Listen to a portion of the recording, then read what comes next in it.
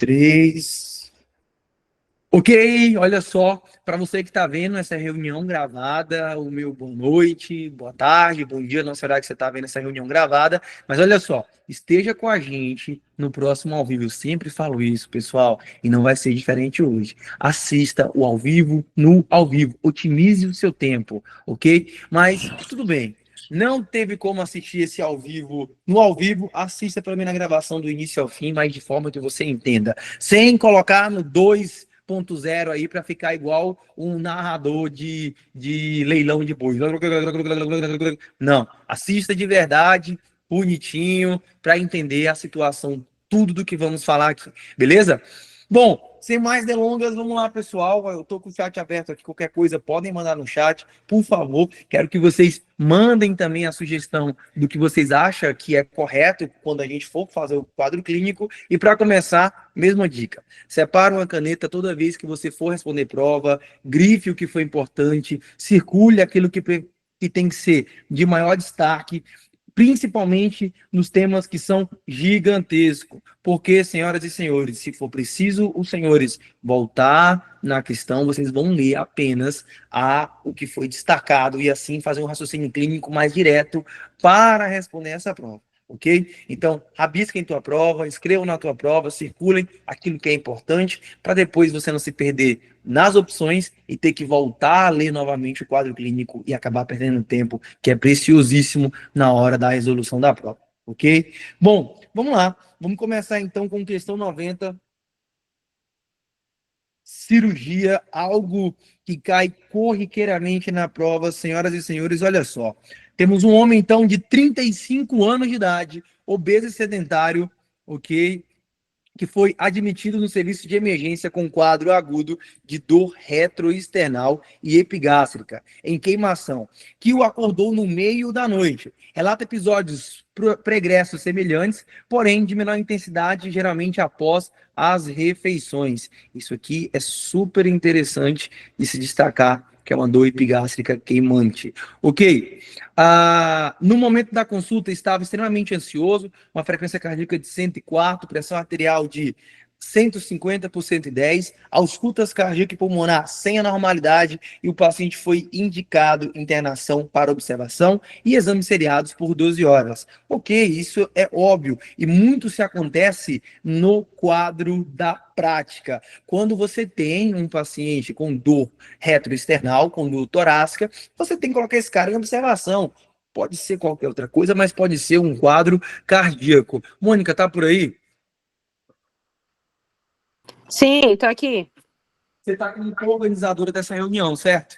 Não, tava o computador, mas eu tô tive que entrar pelo celular, travou tudo. Ok.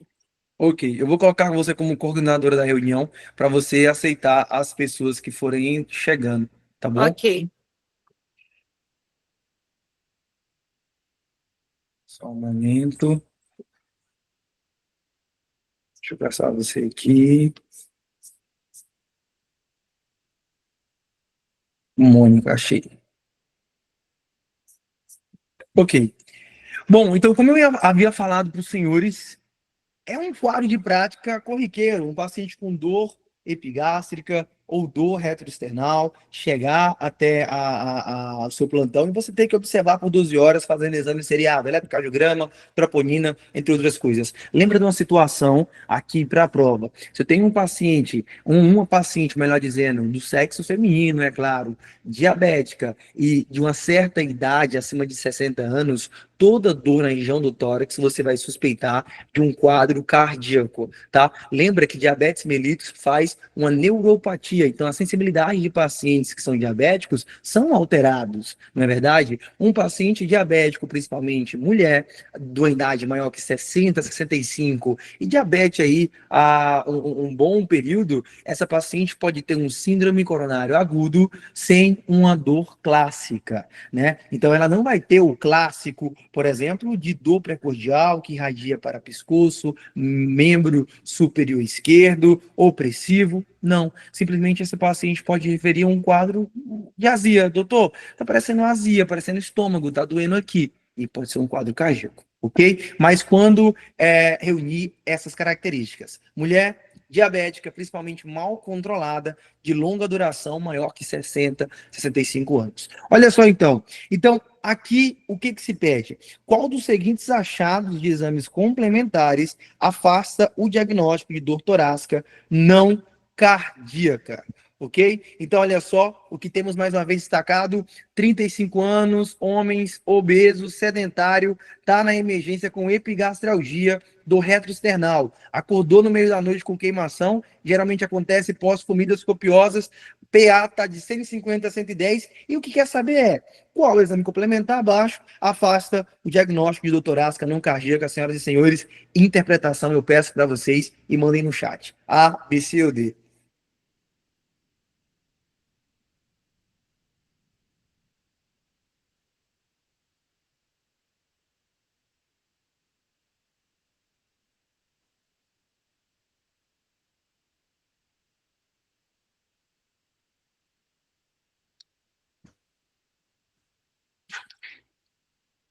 Senhoras e senhores, não tem medicina aqui não. Aqui é uma questão de puramente interpretação, tá?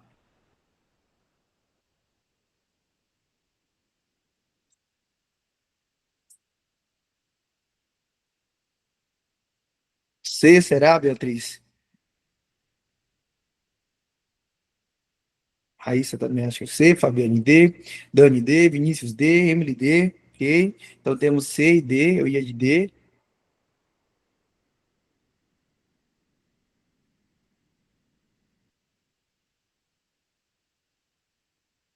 Beatriz, você foi no chute na C. João Pedro C, o Conde. Chute, ok. Não entendi muita pergunta. Senhoras e senhores, leia de novo e veja a situação. É isso que eu trago para vocês hoje para começar o encontro ao vivo. Um quesito importantíssimo: interpretação. Interpretação que realmente prende a gente muitas vezes. É uma questão super tranquila, não fala de medicina, não fala de muita coisa fisiológica, de patologia, não tem condutas aqui.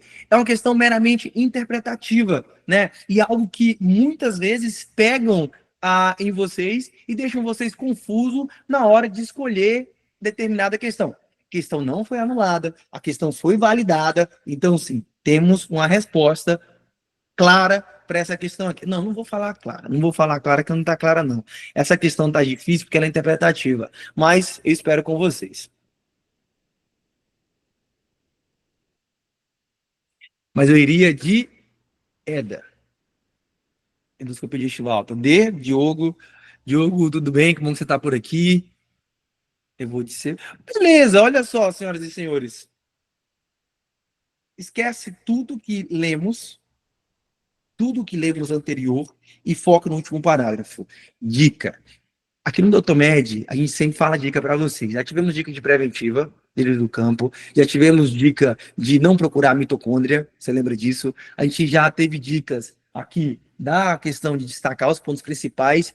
E a dica principal aqui agora, nessa questão, para iniciar hoje o encontro ao vivo, é sempre leia, releia, destaque e preste bastante atenção no último parágrafo. É o último parágrafo que vai definir muita coisa do que você tem que escrever, ok? Então, é no último parágrafo que você vai procurar realmente o que é e o que não é. Então, olha só o que faz o último parágrafo. Qual dos seguintes achados de exames complementares afasta o diagnóstico de dor torácica não cardíaca? Olha só, tá querendo um exame complementar que afasta o quadro de dor torácica não cardíaca? Cara, uma coisa. Eu não sei se eu não sei se eu falo a interpretação primeiro do tema ou se eu dou a dica logo para vocês já fechar a situação. Eu vou falar a interpretação e depois vocês vão fazer, vou te passar a dica para você fechar isso aqui. E eu já falei isso no último encontro ao vivo. Se você tá ligado nas dicas e tem anotado isso, colocado isso em prática, você não é essa questão, tá? Não é, porque uma dica assim, não precisa nem interpretar. É só lembrar da dica do Dr. Med do último encontro ao vivo e colocar em prática. Olha só, vamos lá. Pessoal, eletrocardiograma normal após 12 horas, ele vai afastar uma dor cardíaca ou não cardíaca? Se o eletro está normal, eletro avalia sinais de repolarização cardíaca. Eletro normal, o problema não é cardíaco. Eletro normal afasta um quadro de dor aí cardíaca. Então, o eletro normal não afasta dor não cardíaca, afasta dor do coração, do miocárdio. Se está normal, não é infarto. Então, a pergunta é: qual dos exames complementares afasta o diagnóstico de dor torácica não cardíaca? Senhoras e senhores, é só pensar, tudo que tem a ver com o coração normal está errado. Tudo que tiver de exame a ver com avaliação de dor torácica cardíaca, dor torácica do coração, está errado. Ou seja, eletronormal vai avaliar o quê? Coração. Então não é. Ele quer saber da dor não cardíaca. Ecocardiograma normal para as 12 horas. Ecocardiograma, coração. A pergunta quer saber do não cardíaco. A pergunta está no não cardíaco, diretamente explicando. Não é a letra B.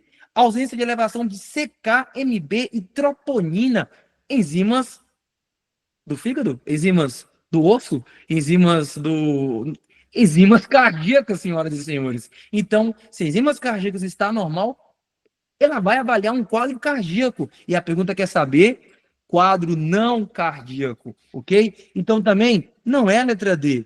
Logo, sobra C. A C, uma endoscopia digestiva alta, será o único exame desses que, se normal, irá afastar o quadro de uma dor não cardíaca. A dor nesse quadro vai ser por refluxo gastroesofágico, ou uma hérnia hiatal, ou uma hérnia de esôfago, certo? Mas não é por quadro cardíaco. E aí eu te falei o seguinte: todo mundo presta atenção aqui. Convidado, se você não viu essa dica, você chega aqui. Porque eu falei pro pessoal da mentoria.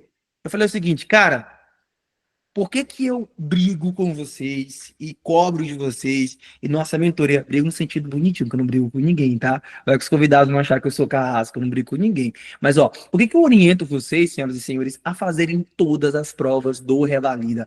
Todas, de maneira efetiva. Porque isso aqui é cara da prova do INEP, da banca do INEP, fazer o seguinte. Quando você tem, e eu falei isso no último encontro ao vivo, quando você tem 4 opções, onde 3 vão para o lado direito e uma vai para o lado esquerdo, vai para aquela única que está indo para o contrário. Lembra que eu falei isso para vocês? Que a maioria das vezes o INEP faz dessa forma. Por exemplo, eletrocardiograma tem a ver com o quê? Vamos lá. Aqui, coração sem coração. Eletrocardiograma está indo para onde? A letra A, para o lado do coração. B, para o lado da onde? Do coração. Letra D está indo para onde? Troponina, para o lado do coração. Eu tenho uma única alternativa indo contrária todas as outras alternativas. Cara, tu não sabe, tu quer chutar? Então usa técnica, porque até para chutar tu tem que ter técnica, tu tem que estudar. Até para chutar tu tem que fazer um estudo aí prévio, ok? Então tu quer chutar? Use essa técnica. Procura, já que você vai chutar, procura aquela questão que não parece com nenhuma das outras alternativas. Ou seja, letra A vai para o coração, letra B tem a ver com o coração, letra D tem a ver com o coração. Se a pergunta quer saber da não cardíaca, eu seleciono e chuto aquela que tem a ver com o quadro não cardíaco, um quadro esofágico. Ou seja, resposta correta, questão meramente interpretativa, letra C. Ok? Alguma dúvida? Entenderam toda a situação? Isso é só para aquecer, tá? É só para aquecer e aí a gente continua. Nossa, eu entendi, mas quase que eu me buguei, tá? Eu fui nascer, mas aí depois você começou a falar, eu fui me confundindo, mas eu pensei nascer por quê? Porque ele fala ali não cardíaca. E aí o que eu falei, ele tem dor retencional epigástrica e normalmente após refeições. Então isso é característico de refluxo. E aí na hora eu fui nascer por causa disso, mas aí na hora que o pessoal começou a mandar D e você começou a falar, eu falei, cara, eu fui muito errado. Ah, pois é, você vai na sua e já era. Eu vou contar para vocês brevemente uma coisa, galera. Eu quase reprovei na minha prova porque eu fui inventar de colar. Eu fui tentar colar. Fui tentar colar e ia colar errado numa prova discursiva do meu ano. De repente eu fiquei com um peso na consciência e falei, quer saber? Eu nem sei se essa pessoa estudou, então eu vou na minha. Fui na minha e consegui acertar a resposta quase toda da prova. Depois eu conto para vocês melhor. Enfim, vai na de vocês, mas ó, dica de hoje é essa aqui. Sempre vá no diferente. Então, pessoal na diferente para chute. Não é sempre que isso vai funcionar, vamos deixar claro. Mas quando tiver algo parecido, faça isso que provavelmente vocês irão pontuar, ok? Isso é uma dica de prova que cai meramente na prova da Revalida. Reunião passada, tivemos 2 questões nesse sentido e eu expliquei essa dica na última reunião, ok? Então, isso aqui não é algo esporádico. Sempre a banca do Revalida traz e sobre banca do Revalida a gente domina, tá bom? Olha só, vamos lá. 9. Letra 9, temos um paciente de 41 anos de idade com queixa de dor epigástrica em queimação de longa data relacionada à ingesta de alimentos, condimentos e retorna em consulta ambulatorial, tendo como resultado de endoscopia digestiva alta o diagnóstico de úlcera duodenal e pesquisa de H. pylori positivo.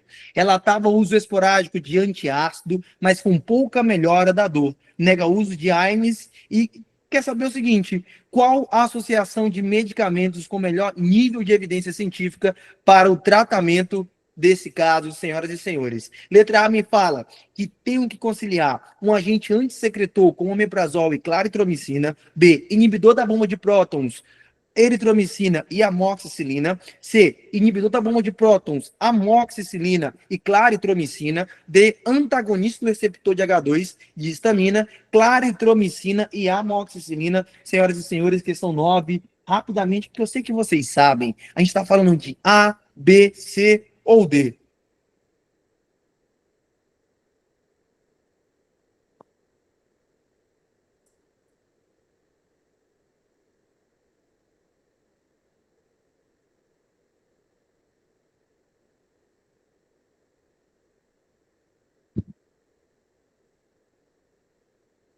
Não tem para onde correr, senhoras e senhores. A gente está falando de quê? De inibidor de bomba de prótons. Eu sei que você sabe, o omeprazol, principalmente aqui, é o quadro que mais se pede nessa situação. Amoxicilina e claritromicina. Qual que é o esquema, senhoras e senhores? Olha só, o esquema principal e primário aqui, preferencial, primeira linha que vamos utilizar para tratar Helicobacter pylori, isso aqui tem que estar clássico e claro para os senhores, ok? Vamos fazer 14 dias de amoxicilina, 1 grama, claritromicina, 500 miligramas e omeprazol, 20 miligramas. Senhoras e senhores, deixa eu contar uma coisa para vocês, que não existe amoxicilina de 1 grama, tá? Então, se na opção tiver amoxicilina, eu sei que vocês sabem disso, mas só para deixar claro, se tiver amoxicilina, 500 miligramas, 2 comprimidos, ou 2 comprimidos de amoxicilina, sem falar qual que é a miligrama, a posologia aqui direto, escolha essa, ok? Porque é preciso fazer 2 comprimidos,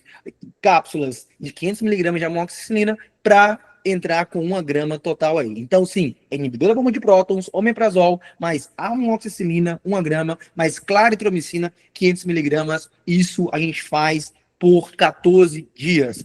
Não resolveu, a gente pode trocar o tratamento. Como que se faz um retratamento nessa situação, senhoras e senhores? A gente fala que o levofloxacino vai entrar no lugar da claritromicina por mais 14 dias. Então, eu continuo com o omeprazol 20 miligramas, eu continuo com a amoxicilina de 1 grama e entro agora para diferenciar esse antibiótico com levofloxacino por mais 14 dias. Perfeito? Olha só, para a gente continuar então, quero relembrar um tema importantíssimo que cai muito para vocês, e tema esse que está disponível lá no nosso módulo 4. Tanto é que eu peguei um print do material do módulo 4 e joguei aqui. Eu estava até mais novo, na verdade, nesses vídeos, que é sobre as cefaleias, tá? Qual a situação nessa... Alguém levantou a mão? Foi eu. Fala, Eu João. tenho uma dúvida da questão de cima, porque, inclusive, na prova agora de 2025.1, caiu uma questão sobre isso, e aí estava o tratamento de primeira escolha, né?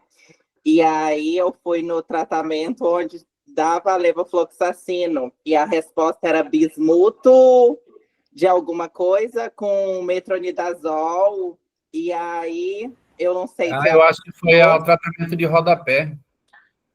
Então, eu não sei se atualizou, eu não sei se continua isso, aí eu fiquei confuso por causa dessa questão de 2025, da prova de agora. Ok. Fiquem calmos, vamos avaliar, a gente vai corrigir essa prova de 25, eu vou avaliar o que aconteceu. Mas até então a gente não tem atualização pelo Ministério de Saúde, não. A não ser que essa pergunta perguntava referente a algum esquema específico. Primeira linha, de acordo com... Pode falar, Gabriela? Exatamente isso, doutor. Ela tinha resistência a levo, e Ah, aí colocaram esse medicamento que eu não conhecia, inclusive eu errei na prova, sim, porque eu aham, não conhecia esse medicamento, e aí eu sim. errei por isso. Sim, então isso. A primeira linha, no geral, continua sendo a mesma, entendeu? Porque a gente não tem atualização pelo OMS, Ministério da Saúde, todavia. Mas aí entra esse quesito. Quando isso acontece, ou eles estão pedindo algo de uma conduta, ou sei lá, uma sociedade específica, de um protocolo específico, ou em casos pontuais, como esse de resistência, tá? Então, ok. É isso Tá que bom. aconteceu. Obrigada. Fechou? Por nada, por nada. Que bom que a gente tem esse feedback, ok? Vamos lá. Bom, continuando, a gente fala da classificação. Olha só, o Pedro mandou a questão aqui, mas a gente vai deixar essa questão para uma próxima oportunidade. A gente vai ter aulas explicando a prova toda. Então tem gravação, inclusive 2025.1 ainda não gravei. Vou gravar uma aula completa explicando questão por questão. 1, 2, 3, 4, 5. Então, para dar continuidade, a gente conseguir entregar tudo que temos aqui para vocês hoje, vamos continuar aqui e depois discutimos essa questão na videoaula que vocês vão receber da correção da prova, que fizeram agora na íntegra no sábado, não é verdade?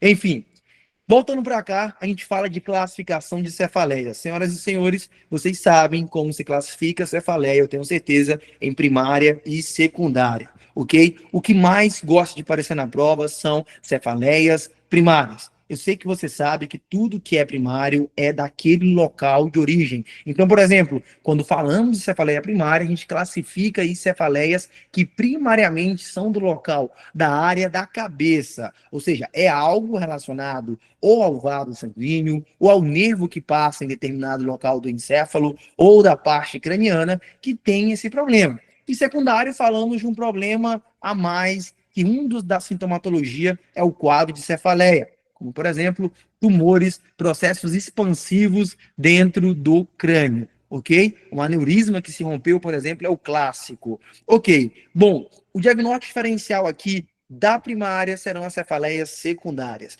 Uma cefaleia secundária que você tem que relembrar, que se pede muito, é quando o paciente fala da pior dor da sua vida, relacionado ao aneurisma que se rompeu, aneurisma roto. Lembra disso? Uma outra coisa secundária importantíssimo é quando falamos de uma cefaleia relacionado a um quadro de síndrome meníngeo, tá? Então, quadro de síndrome meníngeo, você vai pensar em duas coisas. Ou existe aí uma hemorragia subaracnoide que está irritando a meninge, causando uma certa rigidez de nuca e causando cefaleia, ou classicamente a infecção dessas meninges, a inflamação dessas meninges, meningite, sendo por vírus, fungos ou, mais classicamente, por meningococo, bactérias, ok? Então, saiba diferenciar na prova esses principais pontos. Hoje aqui a gente vai falar das cefaleias primárias nas questões que já caíram. Porém, nos próximos encontros ao vivo, esporadicamente, vamos falar de síndromes meníngeos e cefaleias dentro delas, assim também como um quadro de aneurismas e tudo que aparece aí na cefaleia secundária. Bom, olha só então. Para começar, diagnóstico diferencial de tensional, senhoras e senhores. Tensional, aqui comigo, coloquei isso aí só para deixar, porque eu sei que você sabe que tensional não tem predileção por sexo. Vai acontecer tanto em homem quanto em mulher, ok? Característica principal, você vai ver na tua prova que traz um quadro clínico de uma dor holocraniana, ou seja, uma dor durante toda a cabeça, que rodeia toda a cabeça, de característica opressiva, não pulsa, não é só de um lado e não acompanha mais sintomatologia. Geralmente aqui esse cara, ele consegue fazer seu exercício, ir para o trabalho, estudar para o Revalida, entre outras coisas, ok? A dor é classificada aqui, segundo a Alicia, como leve e no máximo uma dor moderada. Tranquilo? Bom, tratamento, os senhores sabem que é feito com analgésicos e AINES e a gente pode utilizar a amitriptilina para fazer profilaxia de cefaleia tensional. Lembra que a gente falou da amitriptilina quando eu tenho um quadro de dor crônica Ah, não, vocês não estavam presentes. O João fez uma pergunta lá na sala de estudo e a gente entrou dentro desse quadro sobre amitriptilina e alguns fármacos que fazem a analgesia dentro de dor neuropática, tá? O que a gente conversou? O João tinha perguntado porque tinha um tema na prova de 25.1. Essa prova de 25.1 é o terror dele. Não vou falar porquê, mas é o terror dele. Toda vez ele pergunta algo parecido sobre a prova, né? E uma pergunta de 25.1 era de um paciente com pancreatite crônica, uma dor crônica, que dos medicamentos utilizado como resposta para diminuir essa dor era a amitriptilina. E aí pensávamos, opa, a amitriptilina é o inibidor seletivo da recaptação de serotonina, para quadro depressivo. O que tem a ver com um paciente que tem dor? É o seguinte, quando se tem dores crônicas, como uma cefaleia tensional crônica, por exemplo, ou aquele quadro de um paciente com uma patologia crônica, pancreatite crônica, com dor cronicamente de várias vezes, o que acontece é o seguinte, senhoras e senhores, as sinapses daqueles nervos são muito acostumadas a fazer neurotransmissão para dor. Então, se é uma dor crônica, é porque o nervo passa muita sinapse para dor crônica, certo? O que se faz então e do que a gente chama isso? Um quadro de uma dor que começou aguda, passou a ser crônica e passa a ser então, devido a essa sinapse acelerada naquele nervo, uma dor classificada como neuropática. Dor neuropática é uma dor de um nervo que não se trata, por exemplo, com analgésicos comuns, porque não faz efeito. E aí você tem que lançar mão no tratamento, na tua conduta, a medicamentos que diminuem essa sinapse. Amitriptilina, por exemplo, pregabalina, por exemplo, ácido valproico, por exemplo, que é até um anticonvulsivante, todos que fazem diminuição do impulso do neurotransmissor e assim diminuem a dor também. Aqui nesse quadro, falamos de cefaleia tensional crônica, onde podemos utilizar a amitriptilina para fazer profilaxia. Ela vai entrar aí reduzindo essa sinapse, reduzindo o neurotransmissor,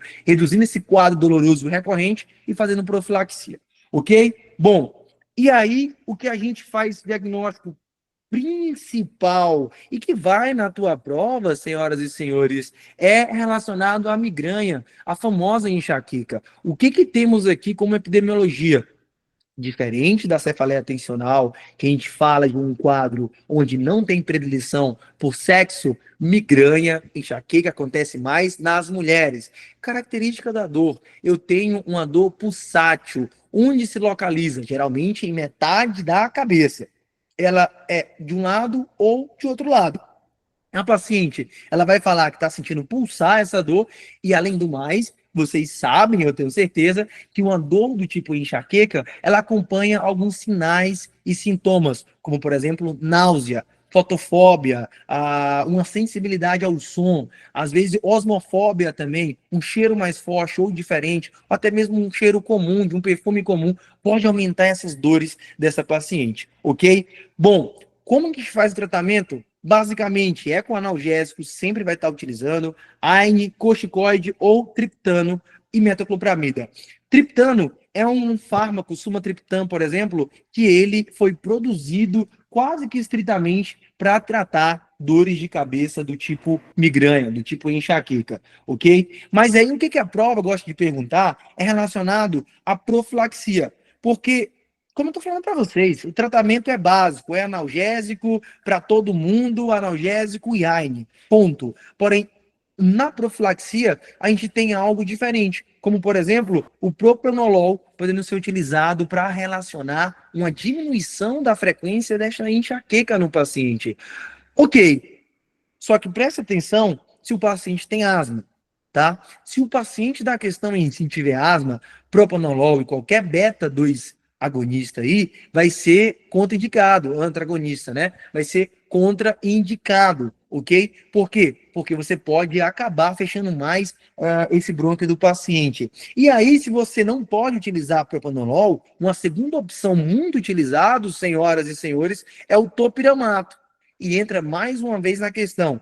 Depende se o paciente, se na questão, não diz que ele tem uma nefrolitise. Porque se tiver nefrolitise, topiramato pode aumentar o quadro de cólicas renais, a cólica nefrótica, e aí não é legal. Entra-se uma terceira opção, que é o valproato anticonvulsivante. Acabamos de falar para os senhores, não é verdade? Dores crônicas, onde faz neuropatias, onde faz neuralgias, ou melhor dizendo, você pode utilizar medicamentos anticonvulsivantes, como, por exemplo, ácido valproico ou valproato de sódio, que é a mesma coisa. É um anticonvulsivante que pode ser utilizado para prevenir um quadro de migrânia. Então, olha só, temos ordem para ser colocado aqui.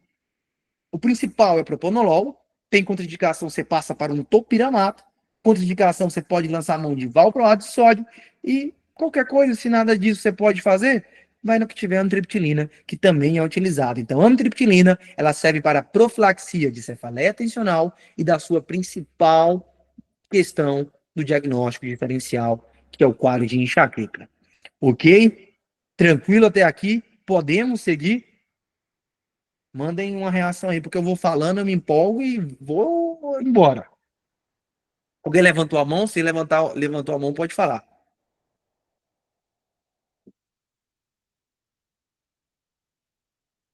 Não?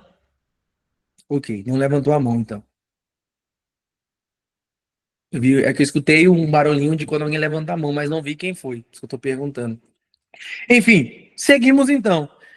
Senhoras e senhores, cefaleias trigeminais. Cai demais cefaleia trigeminal, principalmente duas. Bom, vocês sabem que o trigêmino é um nervo que tem 3 ramos, né? A gente fala de ramas, na verdade, ramos é em espanhol. Falamos de 3 ramas, tá? Aqui é um print aí lá da nosso material, que tem no módulo 4, mas a gente tem um ramo que é oftálmico, um ramo que é maxilar e um ramo que é mandibular. Senhoras e senhores, a gente tem cefaleias, que é a cefaleia insalva e a hemiparoxística, que se encaixa como cefaleias aqui, que afetam o nervo trigêmeo, principalmente relacionado a esse ramo ou rama do nervo oftálmico, enquanto a trigeminal em si, que é um tipo de cefaleia que também vamos ver, vai afetar majoritariamente o nervo mandibular e maxilar. Mas olha só, dentro das trigeminais, vamos para as principais diagnósticos diferenciais, e aí vem uma clássica que é a cefaleia em salvas. Aqui eu também tenho predileção pelo sexo. Assim como lá na enxaqueca, na migrânia, afetava mais mulher, aqui se afeta mais homem, ok? Característica é uma dor na região da órbita, orbitária. A gente está falando de uma cefaleia que afeta o nervo trigêmino, ok? Principalmente o seu ramo oftálmico. Então a dor vai ser concentrada principalmente ali na órbita. Esse paciente fala que quer arrancar o olho fora e tem vontade de bater a cabeça contra a parede, porque é uma cefaleia muito intensa. É uma dor de cabeça muito intensa. Você tem aí, de maneira unilateral, que pode acompanhar uma síndrome acompanhada de miose palpebral, ptose e enoxtalmia. A gente chama isso de síndrome de Horner, ok? No mais, tratamento de cefaleia em salva. Qual que é a cefaleia em salva? Então, homem principal, orbitária principal, unilateral principal e pode também ter quadro aí neurológico com aptose palpebral. Bom, o olho fica super vermelho e o paciente vai falar para você na questão que tem vontade de arrancar o olho fora ou bater a cabeça contra a parede. Tratamento não é farmacológico no quesito de fármaco em si, mas se observa que oxigênio a 100% resolve a situação. Por quê, senhoras e senhores? Não sei. Alguém sabe? Ninguém sabe. Tem opiniões e sugestões do que por que isso acontece, mas diretamente o porquê acontece não se sabe todavia, ok? Porém, profilaxia, com o que eu vou fazer? Eu faço com verapamil e corticoide, mas principalmente bloqueador do canal de cálcio aí, a verapamil é que vai se classificar.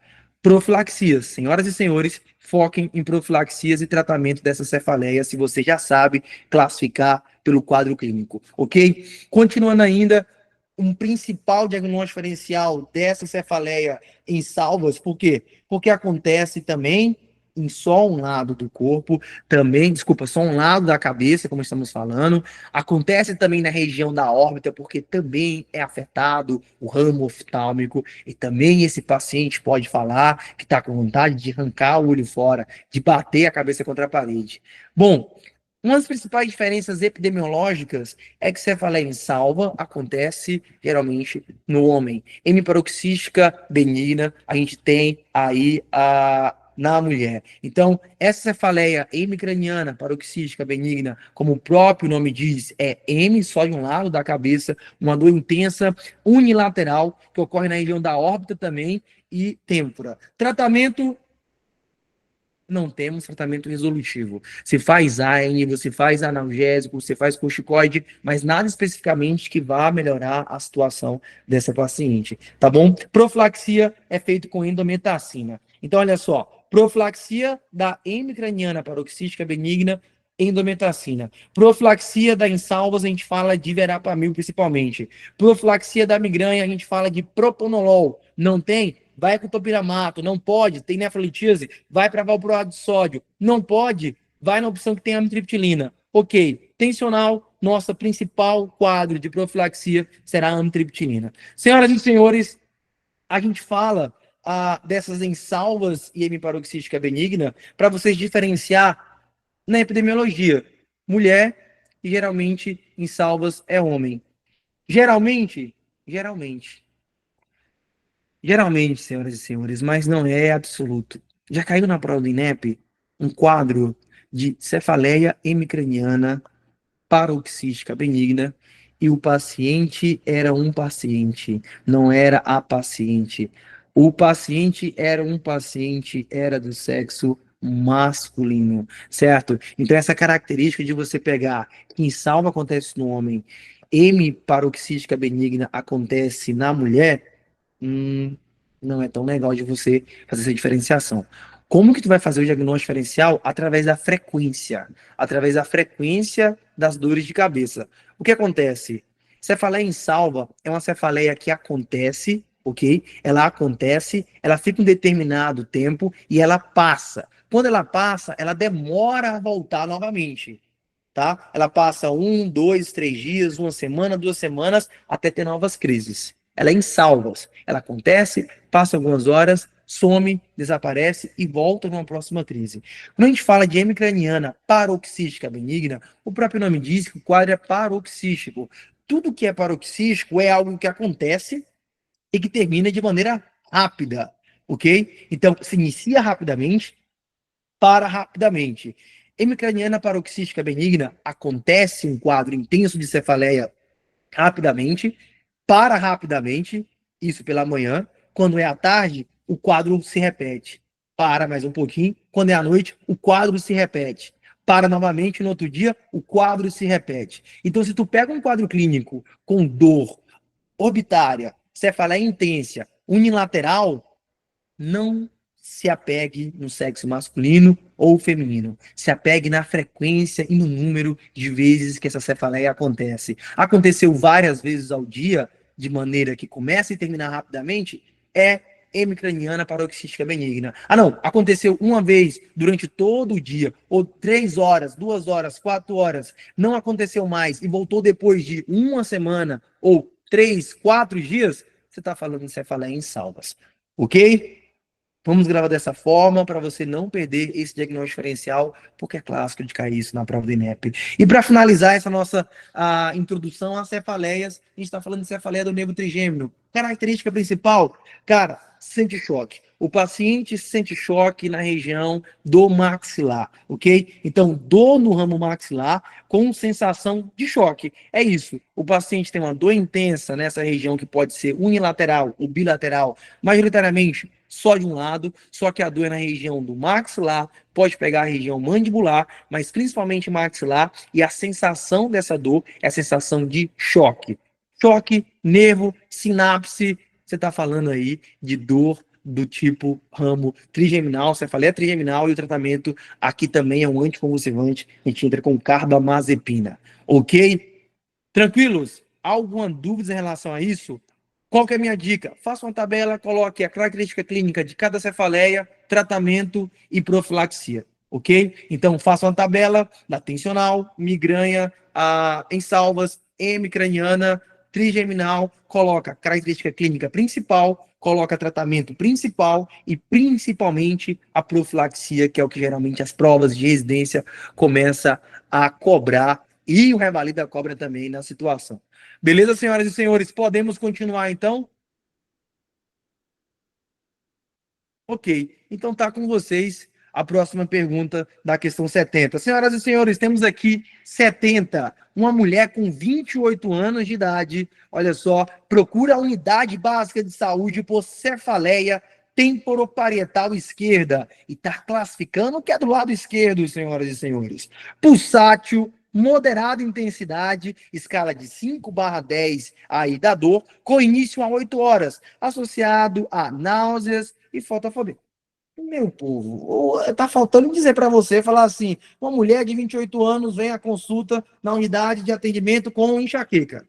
Não é verdade? Mulher, jovem, dor unilateral, pulsátil, tem náusea, tem aí fotofobia moderada a intensa no seu grau de intensidade, não tem como ser outro diagnóstico. Bom, a paciente refere apresentar episódios semelhantes há cerca de 5 anos e ressalta que há um ano, as dores pioraram e os episódios se tornaram mais frequentes, ocorrendo cerca de uma vez por semana, relacionadas a situações estressantes no emprego. Opa, será que é tensional?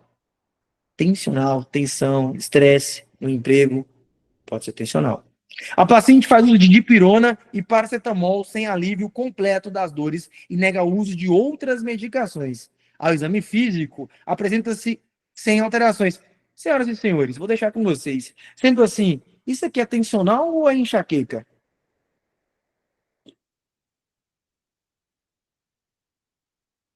T ou E? Manda no chat. T ou E é a pergunta.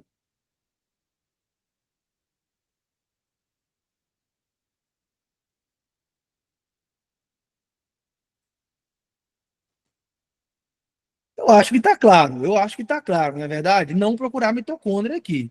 É não procurar mitocôndria, tá? Se você não sabe o que é não procurar mitocôndria, eu vou deixar essa pulga atrás da orelha para vocês. Mas eu sei que o pessoal tá ligado do que eu tô falando, que é não procurar mitocôndria. Tá clássico.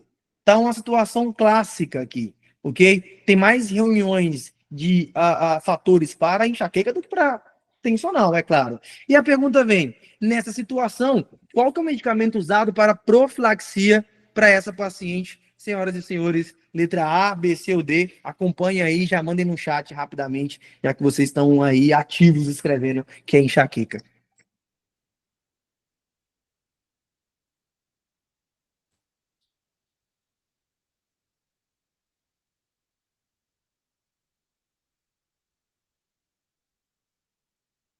Bom, qual que é a ordem de prioridade para fazer uma profilaxia da enxaqueca? Vamos lá.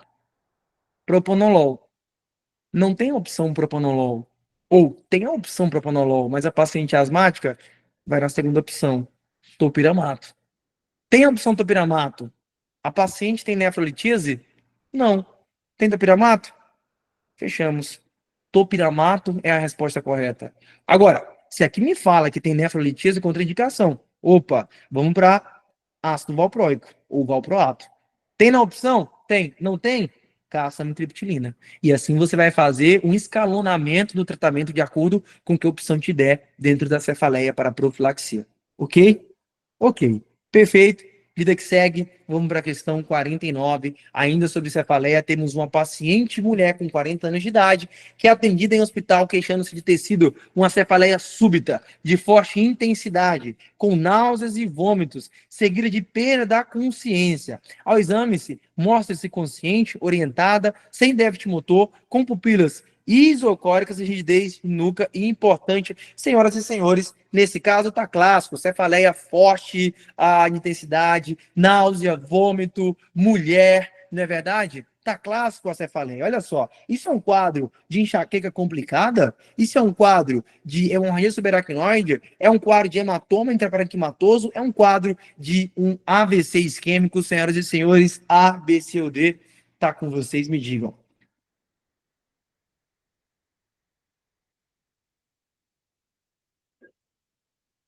Boa, Sartori. O Vinícius está falando que topiramato ele não está mais disponível para quem tem enxaqueca, medicamento de alto custo. Mas se estiver na prova, a gente escolhe ele, ok? A gente escolhe ele se estiver na prova, como estava nessa questão. Não está disponível pelo SUS, mas na literatura ele ainda entra como um quadro de profilaxia para enxaqueca.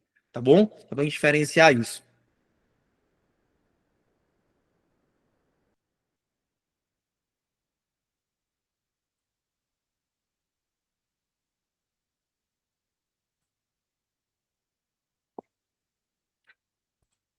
Ok.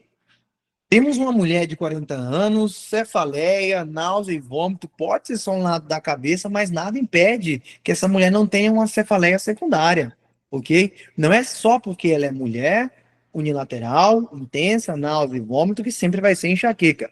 Perceba que eu tenho um quadro aqui nessa situação de cefaleia secundária. Secundária é um processo expansivo na cabeça dessa paciente. Expansivo no que sentido? Expansivo de sangue. Dentro da cabeça, tu tem que ter tecido, tu vai ter líquor, tu vai ter fluxo sanguíneo, tu vai ter sangue, certo? Se um desses três se elevar, vira um processo expansivo e ocorre um aumento da pique, da pressão intracraniana, ok? Então, o que a gente está falando aqui? Está falando, senhoras e senhores, de uma mulher com cefaleia súbita, uma mulher com náusea e vômito que teve perda da consciência, ok? Outra coisa, como é que tá? Rigidez de nuca importante. Senhoras e senhores, temos um síndrome meningio não infeccioso. Aqui a situação é que as meninges estão irritadas por contato com o sangue. Provavelmente, o que temos, como os senhores falaram, as senhoras falaram, é uma hemorragia subaracnoide.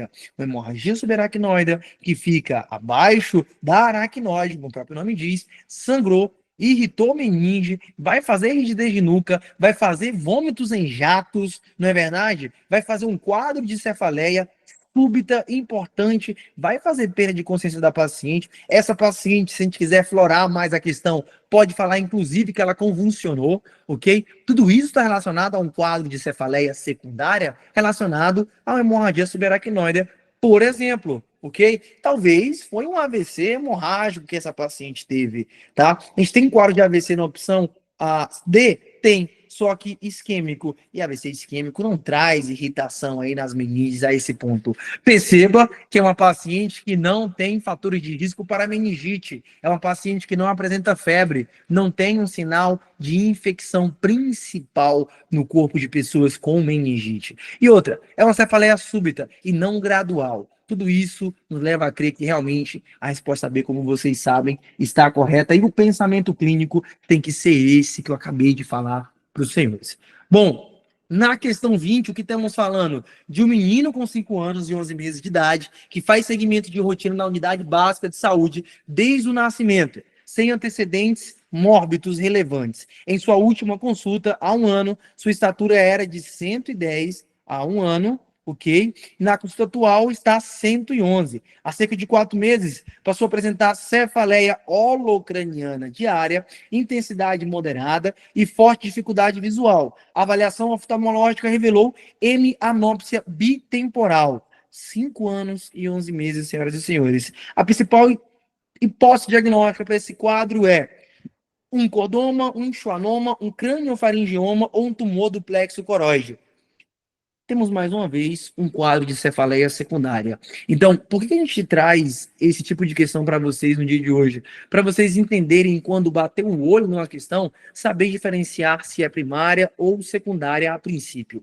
E dentro dessa diferenciação, entrar na primária e subclassificar a primária como intencional, enxaqueca, hemicraniana, entre as outras que vimos, ok? Aqui, nem opção de primária tem. Todos está relacionado a um quadro neurológico de um processo expansivo causando uma dor de cabeça, uma cefaleia nessa criança, junto com a diminuição do seu crescimento. Perceba que eu tenho algo importante. Tem um ano de diferença da última consulta. Ele estava com 110 centímetros e agora está com 111 centímetros. Essa criança cresceu 1 centímetro no período de um ano. Estou falando de uma criança em processo de crescimento abrupto, 5 anos e 11 meses. Senhoras e senhores, qual que é a resposta correta? Letra A, B, C ou D?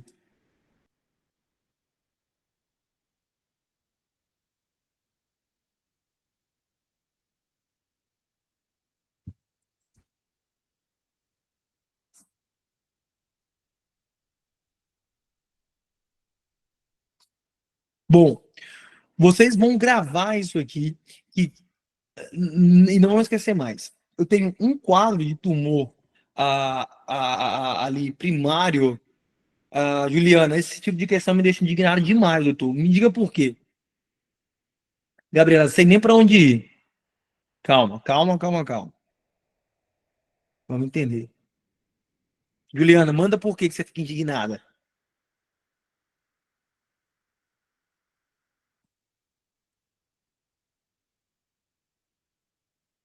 Exatamente, eu não aprendi sobre isso.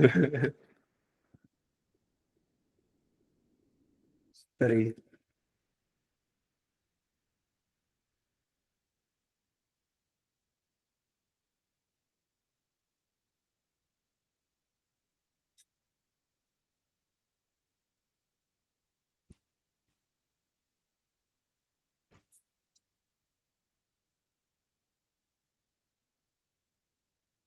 Tá. Não sei por onde começar. Ok. Vamos lá, pessoal. Primeiramente, primeiramente falando, a gente tem que entender que revalida não é para você acertar tudo. Então, uma questão ou outra vai te jogar em uma sinuca de bico que você não vai saber para onde ir, e você vai ter que chutar. E esse caso aí nem tem técnica, porque tu tá falando de tumor neurológico, não é verdade? Então você vai ter que ir para um tumor neurológico, não tem para onde correr, ok? E tá bom, isso vai acontecer. Só que eu não quero que vocês se frustrem por isso. Vocês não estudam isso na faculdade. A gente não estuda isso na faculdade. A verdade é essa, não é verdade? Vocês não viram isso na faculdade. Eu não vi isso na faculdade. Eu vi estudando para o Revalida e vocês estão vendo estudando para o Revalida. E é isso que tem que acontecer. Por isso, mais uma vez, eu volto a dizer, senhoras e senhores, o estudo por questão tem que ser feito. O estudo por questão dentro da prova do Revalida tem que ser exercido, porque é esse tipo de questão, ele já se repetiu 3 vezes na mesma toada, do mesmo modo, só mudando as respostas. Então, quando eu falo para vocês, mentorados, convidados que estão aqui, quando eu falo para vocês, estudem a questão, mas olhem, por exemplo, por que a resposta está correta. Olha, tá falando de tumor na infância? Bom, eu vou procurar e vou entender qual que é a situação desse tumor, a característica dele, para, se proveniente, cair novamente, eu não erro mais, ok? Juliana, obrigado por falar que eu não sou a única que não viu isso na faculdade. Doutora, eu não vi também. Não sei se algum doutor aí viu, mas eu também não vi. A faculdade não ensina isso, não, tá? E o Revalida traz isso aí para te fazer errar. Mas olha só, você faz doutor med, você tá na mentoria. Então agora tu tá vendo. E tu vai gravar da seguinte forma.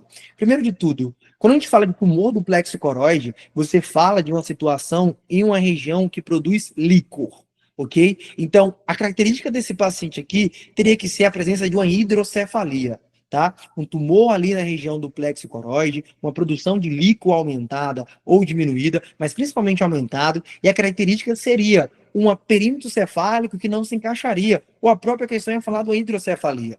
Quando você fala de schwannoma e cordoma, acontece também, só que eles não envolvem um quadro do crescimento. Existe um tipo de tumor que é localizado ali na célula turca, na cília turca, que tem contato direto com a hipófise, certo? E contato direto com a área que produz GH, ou seja, hormônio do crescimento. Esse contato direto nessa área que produz GH faz com que a produção de GH caia, não produza normalmente. Logo, esse paciente não tem GH, não tem hormônio de crescimento e ele não vai crescer. Qual é o tipo de tumor? Craniofaringioma. Craniofaringioma é um tumor presente aí, senhoras e senhores, lá na célula turca, na cília turca, onde tem contato com a adenopófise, contato com a neurohipófise, contato com a área que produz GH, e o paciente não cresce. Então, já apareceu 2 ou 3 vezes um quadro de craniofaringioma de um paciente sem uma estatura de crescimento desenvolvida e tinha pouca ou nenhuma produção de GH relacionado a esse tumor primário da infância aí. Agora, se você fala, doutor, qual que é o tumor mais frequente na infância? A gente vai falar do glioma. Mas glioma nem aqui está presente, certo? Para nem te confundir. Isso aqui tentaram fazer recurso e não conseguiram, porque a resposta está correta. Não tem para onde correr, senhoras e senhores. Então é isso, tá? Eu tenho 2 tipos de tumor que acontecem, mas são tumores assim que não tem tanta repercussão sistêmica no que diz respeito ao desenvolvimento da criança. Eu tenho um tumor do plexo coroide que iria ter uma hidrocefalia, a cabeça desse bebê ia crescer demais, ok? E craniofaringioma, que é o único localizado desses na cilha turca, que tem contato com a produção de GH, diminuindo o GH e fazendo pouca ou nenhuma produção de crescimento nesse paciente. Fechou? Não viu na faculdade, mas viu aqui no Dr. Med. Tá bom? Ok. Tá certo. Vamos lá, então. Vamos continuar.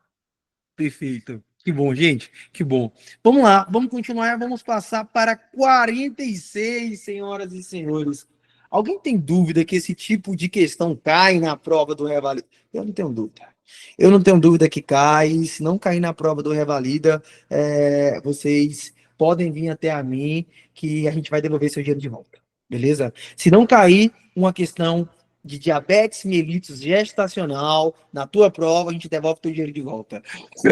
Olha só, 46. A gente está falando aqui de uma gestante no curso de 12 semanas de gestação que vai ao ambulatório de obstetrícia e referenciário de sua unidade básica de saúde com o seguinte encaminhamento. Encaminho primigéstia de 23 anos de idade por ter apresentado em seus exames de rotina pré-natal uma glicemia de jejum de 140. No momento, a paciente estava assintomática e já trazia um segundo resultado de glicemia de jejum que demonstrava um valor de 148. O obstetra do ambulatório, segundo as recomendações mais atualizadas da OMS e Sociedade Brasileira de Diabetes, deve, vamos lá, antes de entrar nessa situação, relacionar o seguinte, já tem gente mandando C, é isso aí, muito bom. Mas olha só, antes da gente voltar para C, a Gabriela e Gabriel, a gente vai falar do rastreamento de diabetes mellitus gestacional na gestação. Rastreamento indicado para todos, há muito tempo é o mesmo protocolo, o protocolo ele segue vigente e você tem que saber, senhora e senhor. Doutor, doutora, você tem que saber, não tem para onde correr. Não tem, porque cai na prova do Revalida, cai na prova de residência, cai na tua vida diária. Quem tá no Mais Médico sabe isso aqui tranquilamente, de cor salteado, porque isso aparece muito na prática clínica. Senhoras e senhores, um dos primeiros exames a ser solicitado quando se faz uma adesão pré-natal é a glicemia de jejum. Com a glicemia de jejum, eu vou conseguir classificar essa paciente em paciente saudável, normal, sem diabetes. Eu classifico a paciente com diabetes mellitus gestacional e classifico a paciente como diabetes mellitus crônica, ok? O que acontece de acordo com os valores? Se você faz a glicemia de jejum e você tem um valor aí de 92, ou seja, abaixo de 92, você fala que essa paciente está normal. Agora, se foi acima de maior ou igual a 126, tu fala de um OVT diabético. O que é OVT diabético? OVT diabético é quando a paciente ela já tem diabetes mellitus e só diagnosticou na gestação, tá? Por quê? Porque o valor de glicemia de jejum deu muito alterado. Então, essa alteração que foi maior que 126, não é que ela está acontecendo de agora. Não é que agora ela se elevou. Ela já está elevada há muito tempo. Ela já é diabética por muito tempo. Acontece que ela não fez rastreamento, não fez exame e não sabia. Descobriu agora na gestação. Ok? Agora, se tu tem um quadro aí de 92 a 125, melhor dizendo, aqui você classifica a paciente como diabetes mellitus gestacional, ok? Então, ó, glicemia de jejum menor que 92, tá normal. Glicemia de jejum entre 92 a 125 é uma paciente com diabetes mellitus gestacional, o diagnóstico tá feito, fica na paz, começa a tua conduta de tratamento. Agora, maior ou igual a 126, ou este diabético, é uma paciente com diabetes crônica, tá bom? Começa a tua conduta, porque ela não tratava, começa a tua conduta e vida que segue igual a paciente com diabetes mellitus gestacional. Senhoras e senhores, isso aqui é diabetes mellitus gestacional, tá feito o diagnóstico, não se faz outro exame para confirmar, bola para frente. Isso aqui é diabetes mellitus crônica, tá feito o diagnóstico, não se faz outro exame para confirmar, bola para frente. Isso aqui tá normal, tem que ser novamente rastreado em uma determinada idade gestacional. Com o quê? Com teste oral de tolerância à glicose, senhoras e senhores. Então, o que você faz? Para aquela paciente que glicemia de jejum deu normal, você vem para teste oral de tolerância à glicose. Você vai fazer entre 24 a 28 semanas, ok? Bom, o que você faz? Você faz um teste com 75 gramas aí de glicose e vai avaliar esse sangue da paciente, a glicemia da paciente, antes dela tomar essa glicose em jejum, depois de tomar essa glicose 1 hora após e depois 2 horas. Qual que é o ponto de corte? O ponto de corte é esse que temos aqui. Senhoras e senhores, em jejum, para a gente falar que um quadro vai estar de diabetes mellitus gestacional, tem que estar entre 92 e menor que 126. O mesmo valor daqui em jejum, certo? A gente fala aí, na primeira hora maior que 180 e na segunda hora maior que 153, ok? Se eu tenho em jejum uma TOTG onde é maior que 126, o mesmo quadro se repete relacionado aí no jejum a um overweight diabético, tá? Qual que é a conduta? Primeiro de tudo, dieta e exercício, tá? Segundo passo, não resolveu dieta e exercício, não tá passando para os senhores, eu acho, aqui. Se não resolveu dieta e exercício, você insulina a paciente. Inicia insulina com essa paciente. Metformina aqui, hipoglicemiantes orais, não vale a pena, não pode ser utilizado. NPH é a indicação e também se já é diabética, ok. Qual que é a meta a ser controlado para a gente fazer dieta e exercício e depois passar a insulina? A gente pede o seguinte: menor que 70% de controle normais pós-dieta e exercício em mais de 2 semanas, a gente entra com insulina, então, nessa paciente. Se a paciente não conseguiu manter uma glicemia maior em 70% das avaliações que foram feitas, você entra com insulina, NPH, ok? Quais são os valores de controle? A gente espera que, tendo controlado, melhor dizendo, essa diabetes gestacional ou esse overweight diabético na paciente, a glicemia de jejum dela seja menor, 95 miligramas por decilitro, pós-prandial, pós-alimentar, menor ou igual a 100 miligramas por decilitro, e pós-prandial em 1 hora, após a alimentação em 1 hora, menor que 140 miligramas por decilitro, ok? A meta é 80% dos valores estarem dentro da normalidade, no mínimo aqui. Perfeito? Sendo assim, a gente volta para cá. Olha só, novamente, é uma paciente que fez glicemia de jejum de 140. Repetiu esse exame? 148. É uma paciente que está com o quê, senhoras e senhores? Vamos lá. O que quer saber? Devemos solicitar o teste de sobrecarga oral com 75 gramas de glicose com 12 semanas de gestação? Primeiro, meu amigo, isso aqui está errado. A gente viu que nem 12 semanas é. A gente viu que é 24 a 28. Então sai fora. Opa, aqui tem 24 e 28. A idade está correta. Vamos lá. B. Solicitar teste sobre carga oral com 75 gramas de glicose entre 24 e 28 semanas de gestação. Um protocolo ok, correto. C. Diagnosticar paciente com diabetes mellitus prévio à gestação e iniciar tratamento adequado. Talvez. E D. Diagnosticar paciente com diabetes mellitus gestacional e iniciar o tratamento adequado. Senhoras e senhores, acabamos de ver que se maior ou igual a 126, essa paciente, ela tem um overweight diabético. Isso quer dizer o quê? Que ela já era diabética. E a paciente faz a glicemia de 140. Para que tu vai fazer TOTG? Não tem necessidade, já está feito o diagnóstico. Realmente, como o Gabriel e Gabriela iniciaram aí, falando lá no início, e o Rodrigo falou agora, a alternativa correta vai ser a letra C. Eu faço o diagnóstico de diabetes mellitus já previamente e inicio o tratamento adequado, ok? Deixa eu comentar com vocês sobre isso. Na minha prova prática do Revalida, caiu uma estação sobre diabetes mellitus gestacional. E aí a paciente via com glicemia de jejum já alterada para diabetes mellitus gestacional. E aí, quando finalizava, ou prestes a finalizar essa estação, a minha pergunta foi: senhora, a senhora tem mais alguma dúvida? Ela perguntava: doutor, uma amiga minha tomou um exame, fez um examezinho de tomar um líquido. Eu tenho que fazer esse exame? Qual que é a idade que eu tenho que fazer esse exame? E aí a resposta era, na prática, então, senhora, olha só, a senhora não precisa fazer esse exame, mas o exame é realizado de 24 a 28 semanas para quem tem indicação, que não é o seu caso. A senhora não tem indicação porque sua glicemia de jejum já veio alterado, então está feito o diagnóstico de diabetes mellitus gestacional. O que vamos fazer agora com a senhora é dieta e exercício. Ok? Então, essa conduta, ela continua na teoria a se pegar e na prática também. Bom, ok, senhoras e senhores, continuando, então vamos lá, para a gente falar ainda de diabetes mellitus gestacional, temos uma outra situação muito parecida, muito fácil de resolver se você entender o protocolo. 69, temos uma paciente com 10 semanas de idade gestacional, que comparece à consulta para avaliação de resultado dos exames solicitados da rotina pré-natal.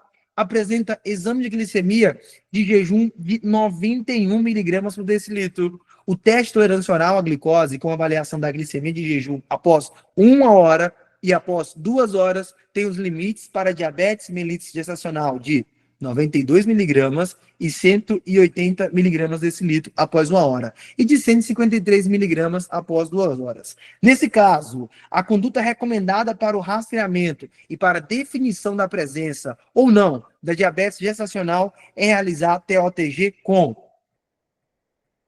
24, 28 semanas. Tu sabe disso.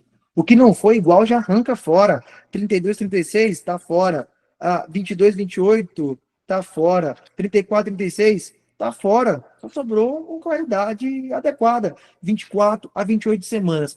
Perceba, senhoras e senhores, que com pouca explicação e com pouco detalhamento de palavras-chave dentro de um tema, você consegue resolver qualquer questão que aparecer na prova do INEP. E vai aparecer questões assim, só aparecem questões assim sobre diabetes mellitus gestacional.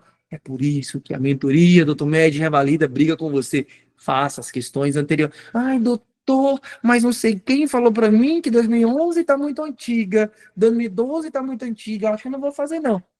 Nossa, meu amigo, porque é a mesma atuada, a banca não mudou, não. É o mesmo jeitinho de prova. É claro que tem atualizações, é claro que algumas questões não vão estar corretas, mas a importância de você fazer as provas antigas é pegar o jeito da banca, é entender a forma que o Revalida cobra, porque essa prova cobra diabetes mellitus gestacional desde que o mundo é mundo, desde 2011 até hoje, no mesmo sentido. É fazendo diagnóstico, é fazendo tratamento, é perguntando sobre rastreamento. Rastreamento, diagnóstico, tratamento, sempre é assim. Se você dominar essas 3 áreas, você não perde nenhuma questão de diabetes mellitus gestacional. Ok? Próximo.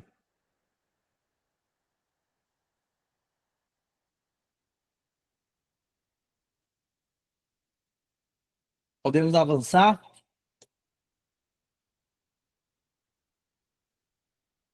Sartori, quer falar alguma coisa?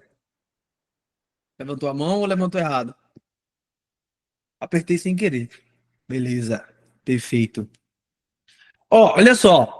Tô achando fraca essa interação aqui. A gente tá com mais de 50 pessoas ao vivo. As mesmas pessoas estão mandando as sugestões no chat. Quero saber cadê a presença da Alana Kelly nesse chat, da Alexandra que tá aqui, da Amanda, do Arlen, Audileia, Beatriz, Bruna Soares, Bianca, Carol, Cássia, Cíntia, o Danielson tá aqui, a Daniela tá por aqui, Diogo tá por aqui, doutor Bruno também tá por aqui, a Emily, Fabiane, a Fabiane Silva, Fabiane Gomes, tá? A Gabriela tá aqui também, o Jean Carlos tá aqui também, Jean Thaís tá aqui também, Isabela tá aqui também, Jamila, João Pedro, José, Juliana tá aqui, a Juliane tá aqui também, tem gente demais, Kessiane, Larissa, Luana, Marcelo, Marcos de novo, Meirielle, Mailson, Mônica, Natana, Pamela, vou falar todo mundo.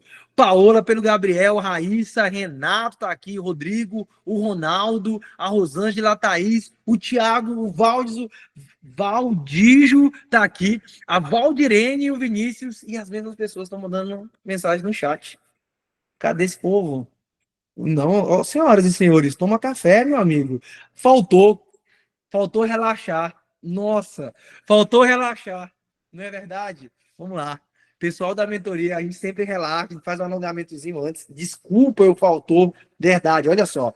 Te arruma na cadeira aí, todo mundo. Convidados também. te arruma na cadeira, senta direitinho aí no sofá, em algum lugar. Vamos lá, vamos alongar para preparar aqui, que temos metade de coisas para fazer ainda. Então, ó, soltou o ombro, balança esse ombro aí para trás, balança o ombro para. Faça isso toda vez que você for estudar.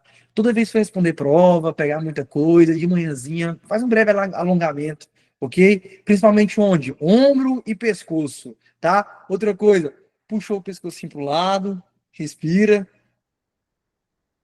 relaxa, pensa na tua aprovação, fecha o olho e pensa. Você abrindo o gabarito preliminar já, depois de 3 dias de prova, e você já vê que você acertou muita coisa, né? Você já vê que você já vai ser bem posicionado, vai ser aprovado. Imagina já você com o seu CRM na mão, fazendo a segunda fase antes, é claro, e será uma honra ter você na segunda fase conosco. Os mentorados têm desconto, só para falar, convidados também, a gente faz um desconto para você, mas será uma honra, ok? Esteja conosco nessa segunda fase também, porque você vai ser aprovado.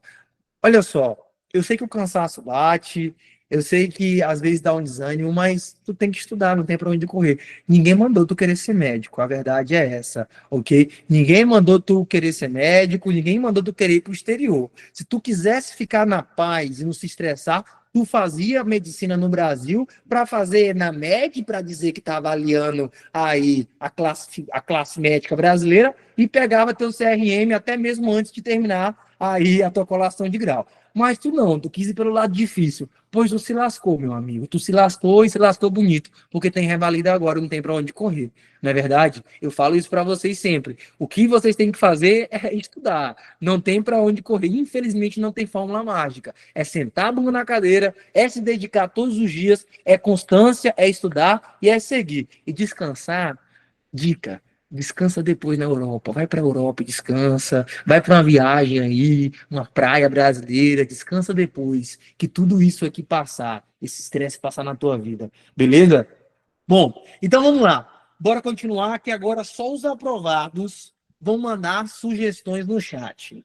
Quem será aprovado vai participar daqui para frente desse encontro ao vivo. Uma outra coisa, senhoras e senhores, se quiserem, marquem a gente no Instagram, será uma honra ter você lá na nossa marcação. Marquem a gente, hashtag eu sou Dr. Med, e vamos nessa. Bom, todos, tá? Mentorados, convidados, todos vocês são Dr. Med, vocês fazem parte da nossa trajetória, estão com a gente no Instagram, então seguimos. Bom, olha só, questão 15 aqui, falamos novamente, então, de uma primigesta com 36 anos. Olha só, mais um quesito de diabetes mellitus gestacional na mesma toada. É para tu enjoar de diabetes, porque vai estar na tua prova. Olha só, primigesta com 36 anos de idade, 26 semanas de gestação, comparece à consulta de rotina pré-natal na unidade de saúde familiar. A paciente nega a apresentação, a paciente nega queixas, ok? Tem a situação vacinal atualizada, sorologia segundo trimestre negativas e procura checagem do resultado do teste de tolerância oral à glicose, realizado há uma semana.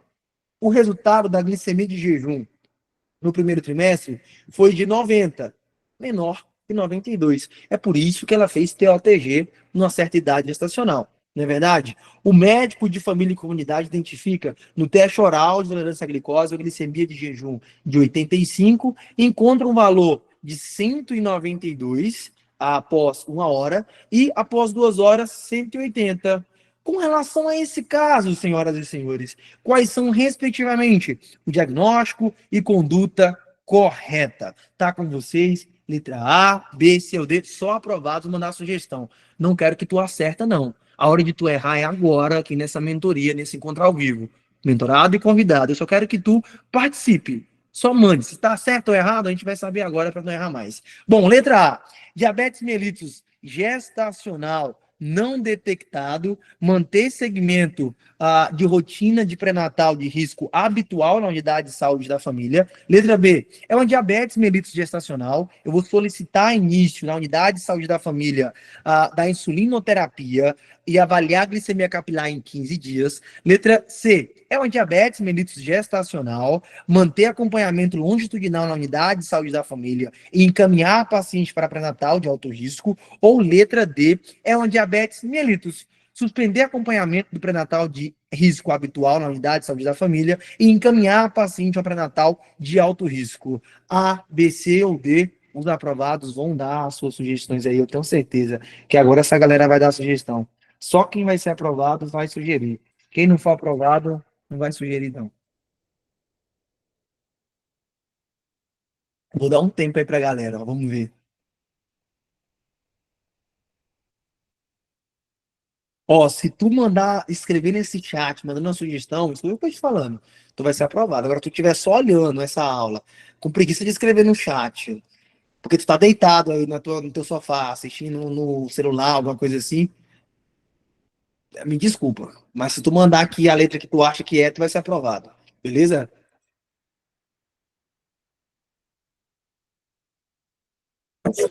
O Ronaldo mandou logo, apertou, foi com força o dedo na letra C aí e mandou.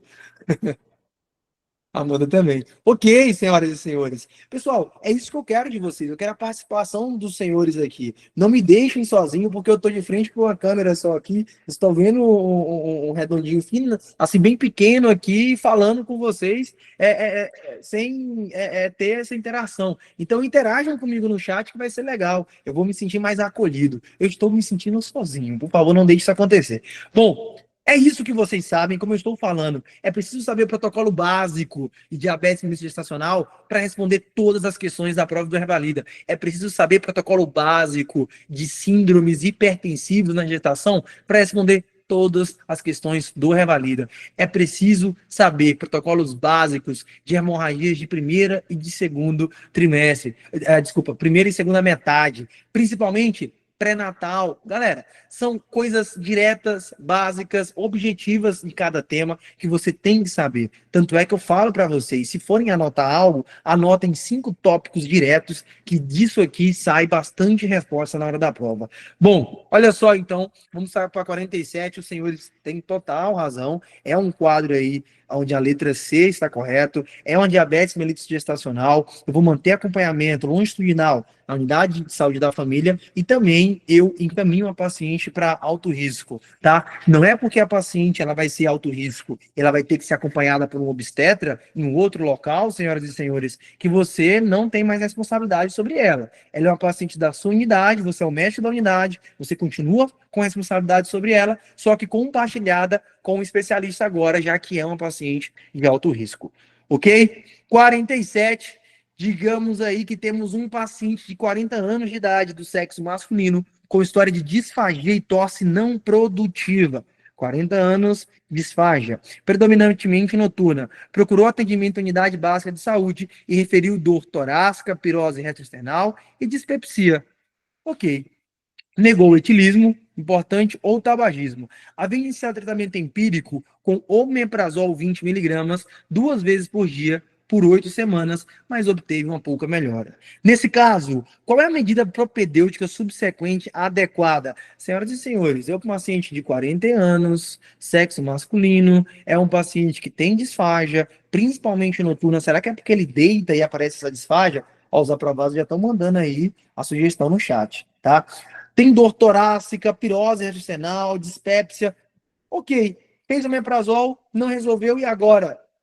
Qual que é o protocolo? Cara, o protocolo é saber o que está acontecendo. É saber se eu tenho um quadro pré-neoplásico, é saber se eu tenho, por exemplo, um Helicobacter pylori também ali ajudando, certo? Porque para mim esse paciente tem classicamente um refluxo gastroesofágico. Se a gente for falar de uma síndrome geral, ele tem uma síndrome de refluxo gastroesofágico.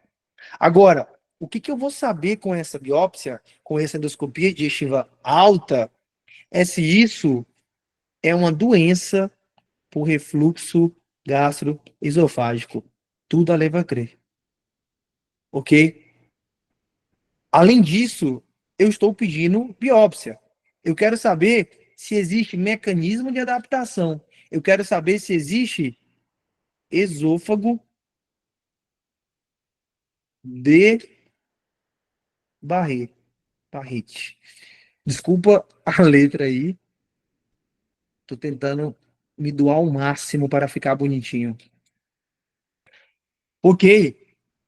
Paciente já fez tratamento, não resolveu, nem sabe o que tá tratando empiricamente. Eu acabei de pedir biópsia no endoscopia digestiva alta para saber se ele tem refluxo, porque ele tem um refluxo gastroesofágico, mas preciso saber, existe doença do refluxo gastroesofágico? Senhoras e senhores, qual que é a diferença? Eu sei que tu sabe, mas eu vou te lembrar que doenças do refluxo gastroesofágico é quando tem uma inflamação nesse epitélio, é quando está gerando um processo inflamatório, danificando o epitélio do esôfago. Então, opa, isso aqui não é refluxo, é uma doença de refluxo, certo? Porque refluxo todo mundo tem. Refluxo todo mundo tem. Faz o seguinte, tu come muito sushi, ou então tu bebe muito vinho, e tu deita e tu já vai dormir. Espera, dá 1 hora da manhã, 2 horas da manhã, pra tu acordar queimando tudo. Refluxo todos podem aparecer uma vez na vida. Agora, doença do refluxo gastroesofágico, isso acontece quando se tem inflamação do epitélio. Essa inflamação, se crônica, se por muito tempo, senhoras e senhores, vai causar dano no epitélio desse paciente. Houve dano epitelial do esôfago, o esôfago vai trocar o epitélio, que é frágil, para um epitélio mais robusto, um epitélio mais resistente. Vai fazer um mecanismo de adaptação. Troca do epitélio, eu chamo de metaplasia, certo? Irá fazer uma metaplasia e, posteriormente, irá fazer aí o que a gente chama de esôfago de Barré. Ok, eu também posso estar pedindo uma biópsia para esse paciente com endoscopia digestiva alta para saber se já não existe lesão precursora do esôfago de Barré, entrando num quadro aí de adenocarcinoma, que é o câncer relacionado a essa evolução. Câncer relacionado a algo que começou com refluxo, que passou para a doença do refluxo gastroesofágico, que fez metaplasia intestinal, esôfago de Barré, e posteriormente se transformou em um adenocarcinoma. Ou, simplesmente, eu posso pedir uma endoscopia digestiva alta com biópsia para me dar o diagnóstico diferencial que, cara, não, isso aqui não existe. O que existe é um refluxo e um H. pylori presente. Por isso, a propedêutica de um quadro onde eu tenho um paciente com refluxo gastroesofágico, pirose, síndrome dispéptico, é sempre eu optar por fazer, primeiramente, uma endoscopia digestiva alta com biópsia, porque eu consigo avaliar todo o quadro, se é pré-neoplásico ou simplesmente é um quadro de H. pylori presente. Ok? Porque o tratamento muda. Perfeito? Vamos lá. Vamos supor que esse H. pylori deu presente, deu positivo. Refluxo gastroesofágico com H. pylori positivo está presente. E aí? Como é feito o tratamento? Me digam aí. Faço o tratamento, como é feito ele?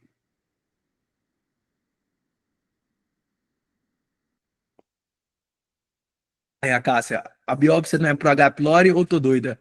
Não, você não tá doida. Ah, opa, valeu. Ah, tô ok. Entendeu, né, Cássia? Amox, claritro, omeprazol, todos concordam? A gente vai fazer nesse tratamento? A gente faz esse tratamento para um quadro, se eu tenho...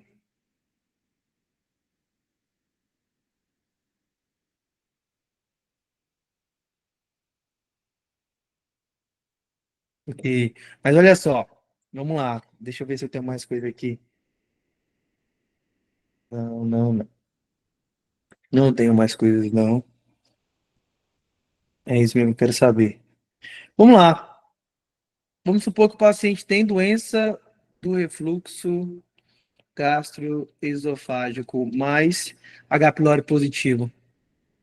Então eu trato, não é verdade? Alguém discorda que não faremos esse tratamento? Todos concordam? Todos concordam. Todos concordam. Bom, o que acontece?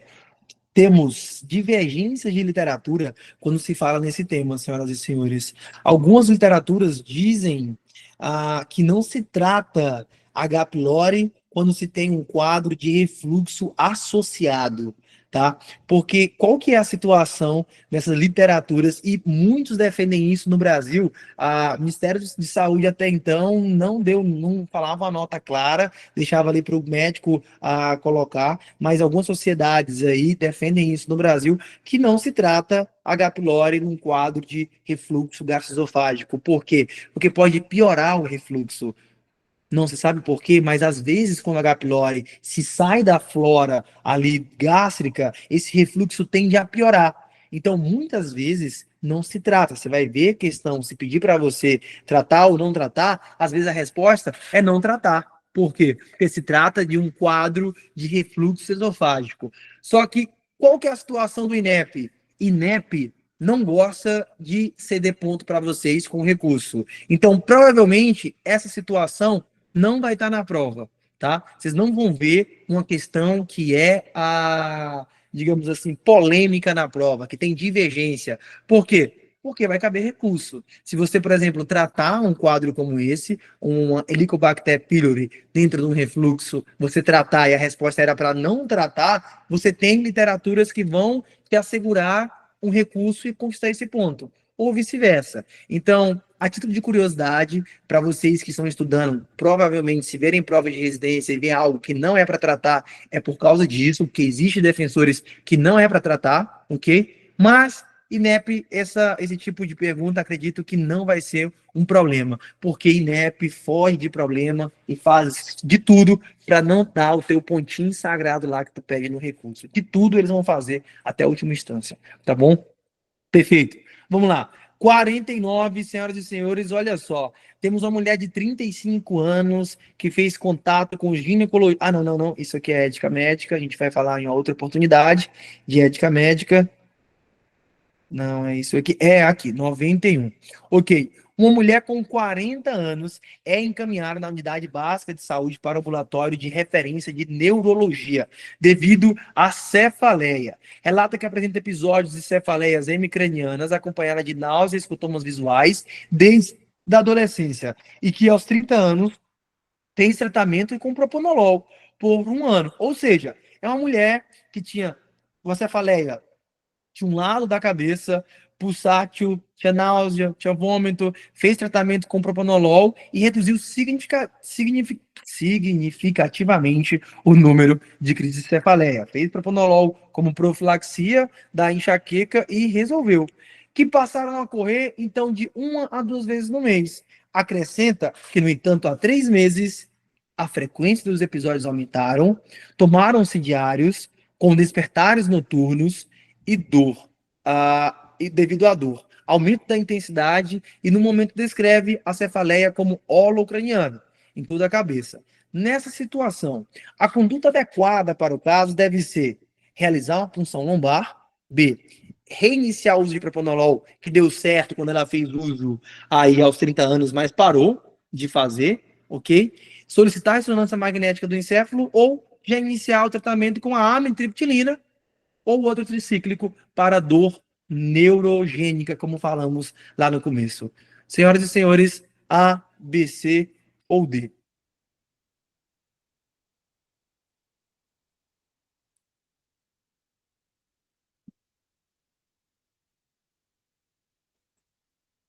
Tô vendo que temos B e temos C.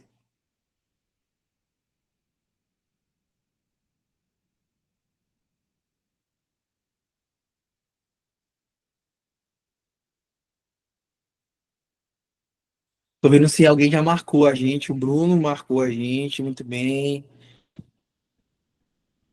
E cadê as outras pessoas? Ainda não. Estou esperando as marcações de vocês nesse Instagram da Tomédia, senhoras e senhores. Olha só, vamos lá, vamos começar sobre essa questão.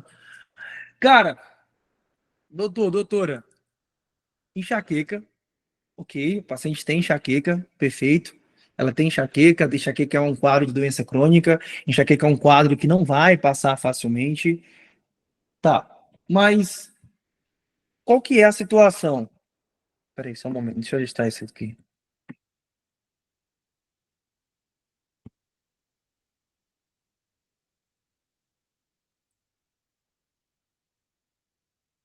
Ok, então vamos lá, sim. como eu estava falando, a paciente ela tem um quadro de enxaqueca, isso aí não se discute. Era uma paciente que tinha cefaleia, como foi falado, pulsátil, som no lado da cabeça, náusea, vômito. Melhorou com a profilaxia com propanolol, tudo bem. Mas olha só, a enxaqueca, se ela se recidiva em crises frequentes, se ela volta a aparecer em crises frequentes, ela não vai mudar seu padrão. A cefaleia primária não muda o seu padrão. Cefaleia secundária muda. Cefaleia secundária muda o padrão. Então perceba que é uma mulher com enxaqueca e tinha enxaqueca e foi controlada com propranolol, mas agora eu tenho um quadro de cefaleia mais intensa, com maior frequência, com a outra característica, toda a cabeça e de verdade, o pior para mim, acordar a bichinha durante um sono. Meu Deus do céu, deixa a mulher dormir, meu Deus do céu. A mulher trabalhou o dia todo, estudou por revalida o tempo todinho, coitada. Respondeu prova, tá no encontro ao vivo. Na hora de dormir, vem lá e acorda com a dor de cabeça. Cara, acordar por causa de uma dor não é normal. Ok? Toda vez que você tem um despertar noturno, toda vez que você fala, ó, tal coisa acordou o paciente, é grave, é algo grave. Então, fique atento a isso, certo? Então, cara, se a bichinha tava dormindo e acordou ela, meu Deus do céu, isso aqui não tá certo, não. É uma dor que aumentou a sua frequência, aumentou a intensidade, mudou a característica e tá acordando a coitada. Na hora de dormir, a coitada se acorda. Faz um exame para você avaliar se existe algo mais grave ou não. Será que ela não tem um processo expansivo intracraniano? Será que não é um tumor? Será que não é algo mais grave? E aí, senhoras e senhores, lembra da situação que eu falei para vocês? Dica, a primeira do dia. Quando um trem está indo para um lado, pensa que pode ser ir para o outro. Por exemplo, punção lombar. Tu ia fazer punção lombar pensando em meningite, não é verdade? O paciente tem febre, tem rigidez de nuca, tem algum quadro nesse sentido para síndrome meníngeo? Não tem. Exclui. Aí o que que vem? Aí vem assim, ó. Vamos fazer profilaxia para enxaqueca. AD. Vamos fazer profilaxia para enxaqueca. E vem a C contrariando tudo. Não é enxaqueca, vamos pesquisar com ressonância magnética se é um tumor ou algum processo expansivo. Então a letra B está indo para um lado, a letra D para o mesmo lado, e a resposta correta, a única, a letra C, sozinha e isolada. Ok? Então, mais uma vez, a dica, ela volta a acontecer. Quando tu vê uma questão indo para um lado só, talvez a correta é aquela que contraria as outras, tá? Você excluiu a letra A porque não tem quadro, compatibilidade para ser síndrome meníngeo, ficou a letra B indo para o lado de profilaxia e tratamento, a letra D, profilaxia e tratamento, mas a C pedindo uma investigação mais minuciosa. Então, levanta a pulga atrás da orelha toda vez que isso acontecer e pensa, será que não tem um sentido comum para essa resposta ser sozinha no bolo? Tem. Mudança do padrão de dor, despertar noturno, aumento da frequência, mudança da característica. Isso aqui não está normal, isso é uma cefaleia secundária, deve ser investigado com exame de imagem. Ok? Bom, ok ou não ok? Ética médica também. Ok. Ok. Perfeito. Muito bom. Muito bom, senhoras e senhores. Alguém quer falar alguma coisa? Quer me perguntar algo? Tá tudo certo? Se 3 ninguém por um, fala. Como, 3, como doutor? 3 por um, Dr. Med. 3 por 1. 3 por 1, doutor. Ah, gostei. Muito bom. 3 por 1, doutor Med. Vai ser a dica de hoje. Vou usá-la, então. Tava sem nome para essa dica. 3 por 1, doutor Med. Ok, perfeito. Já era. Posta a foto. Lado Posta a foto 1, lá. E, pessoal, tira um print desse encontro ao vivo. Posta no seu Instagram e coloca 3 por 1 igual doutor Med. Você vai colocar desse jeito, então. 3 por 1 igual doutor Med. É a dica de hoje. Fechou. Muito obrigado, Ronaldo. Obrigado por descrever essa dica. Eu gostei, vou utilizar, vou Bom demais, patenteá-la esse nome por essa dica. Bom, vamos lá então. Vamos continuar. Isso aqui é ética médica, vai ser motivo de discussão no próximo encontro ao vivo. Levanta a cabeça. Ética médica também, Sociedade Faz de a pose. Pediatria, Sebrasgo, ética médica, sigilo médico, ética médica, Faz a pose. Estatuto do Adolescente. Como é que é? Desculpa. Faz a pose. A pose. Ah, peraí. Uai. Peraí. Depois, ué. Vamos lá. Vai. Ó, contando com o doutor médico. Tira o print. Oi. Todos tiraram o print? Fotos? Ah, Posta lá, marca, 3x1 é igual ao doutor médico. Bom, vamos lá. Ética médica também, tá? A gente fala do Estatuto do Adolescente e da Criança. Ok, imperícia e negligência também vai entrar na ética médica, mas vamos lá, vamos falar já de imperícia, imprudência e negligência, enquanto isso, e esses outros aqui do Estatuto da Criança, vamos falar sobre sigilo médico, quebra do sigilo médico, próximo encontro ao vivo, importantíssimo, ética médica cai muito na prova do Revalida, e acho, vou falar para vocês, INEP fez um documento dizendo o que vai ser cobrado nessa prova e destacou um paciente, um médico, um profissional que seja capaz de olhar para o lado da humanização do paciente, assim como respeitar o Código de Ética Médica. Ele destacou esse ponto, que a prova desse ano será baseada em médicos assim, humanos, e que também respeitam demais o Código de Ética Médica. Então, a gente vai separar o encontro ao vivo para falar praticamente de tudo sobre ética médica, além dos outros temas, mas ética médica vai ser o ponto principal do nosso próximo encontro ao vivo. Estejam com a gente para vocês não perder nada, nenhuma dica e dominar qualquer pergunta sobre ética médica que cair na tua prova, tá? Mas olha só, vamos falar dessas 3 coisas aqui para a gente entender a próxima questão. Bom, isso aqui é medicina legal. Isso aqui não é um quesito ou uma definição médica por si só. Isso é um quadro legal, jurídico, do próprio português, que a gente tem que relembrar. Quando se fala que, o doutor, ele matou a minha filha, ou o doutor, ele foi um médico ruim, ele piorou o quadro do meu pai, ele fez uma negligência. Calma. Nem tudo é negligência. Dentro da prática médica, assim como na prática de qualquer coisa, você tem 3 coisas principais que vão regir essa conduta mal feita. Você pode fazer, espero que nenhum de vocês façam, uma imperícia. Nenhum de vocês vão fazer, mas pode ser que um profissional faça uma imprudência. Pode ser que um profissional faça uma negligência. Qual que é a diferença? Por definição, imperícia é fazer algo para o que você não está capacitado. Por exemplo, vamos lá, vou fazer uma cesárea. Vou fazer uma cesárea e sou clínico geral. Sou generalista, na verdade.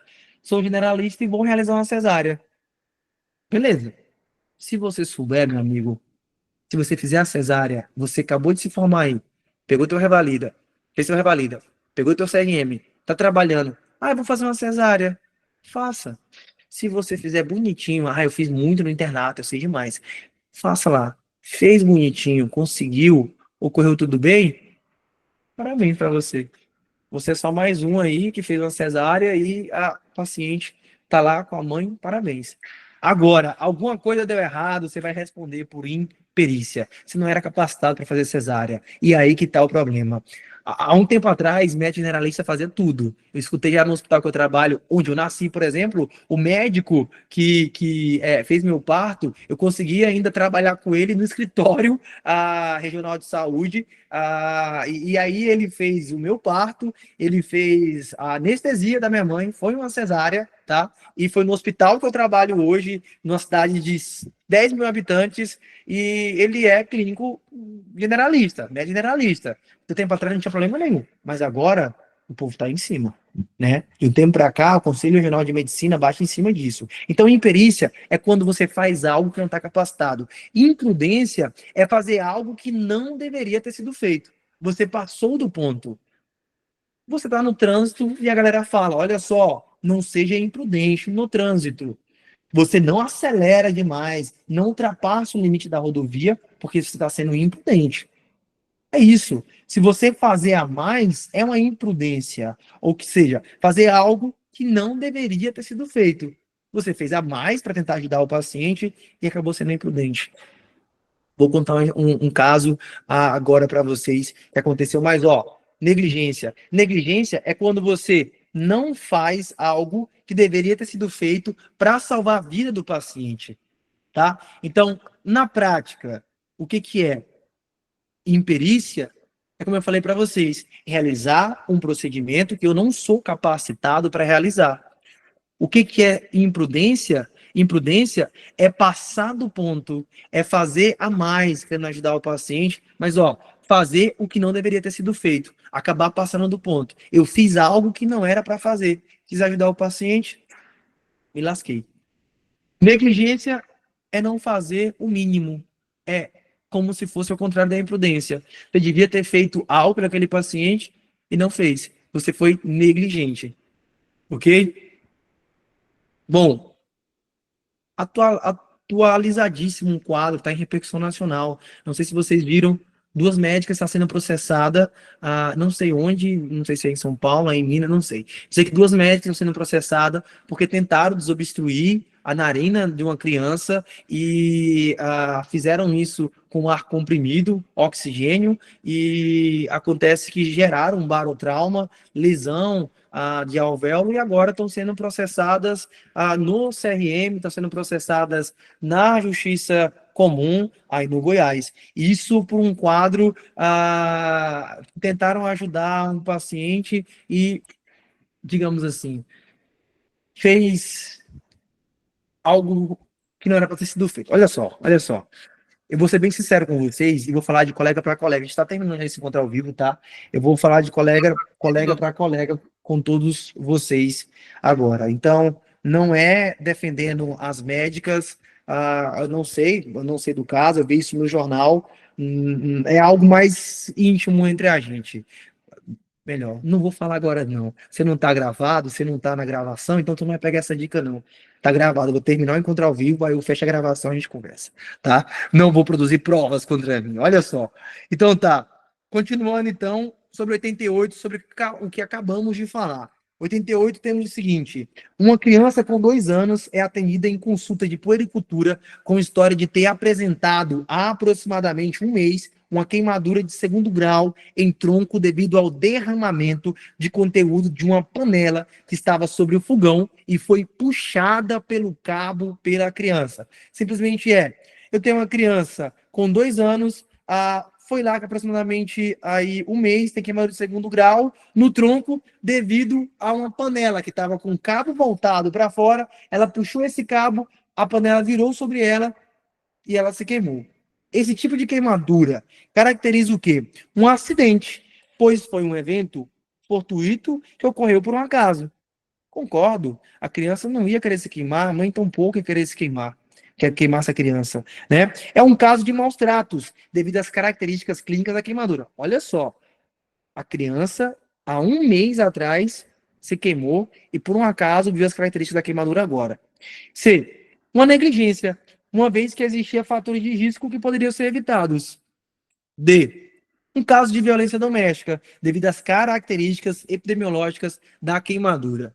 Senhoras e senhores, esse é um quadro não clássico, mas um quadro que quer fazer você errar, mas é um quadro de negligência.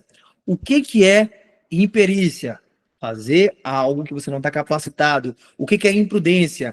É fazer algo que não era para ser feito. Você acabou fazendo demais. E o que é negligência? É deixar de fazer o que tinha que ser feito. Aqui, senhoras e senhores, o que tinha que ser feito era a mãe ter frequentado as consultas de puericultura, o médico da puericultura ser um bom médico e saber que tinha que tratar o paciente como um todo, fazer a sua função de puericultura e informar o que a mãe devia fazer para evitar acidentes em casa, como, por exemplo, colocar as panelas sempre na chama posterior do fogão, atrás. E se utilizar a chama do início, aqui anterior do fogão, os cabos da panela devem ser voltados para trás. Isso é uma informação que todos vocês vão dar nas estações de puericultura da 2ª fase, tá? Tudo isso vocês vão falar para pontuar. E acontece aqui também. Olha só, Aqui houve a negligência.